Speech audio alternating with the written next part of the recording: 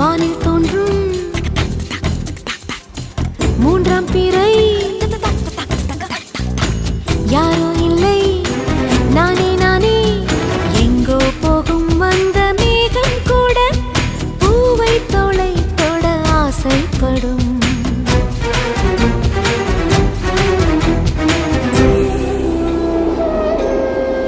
யார் யாரோ யாரோ அவன் யாரோ அவன் சன் சன்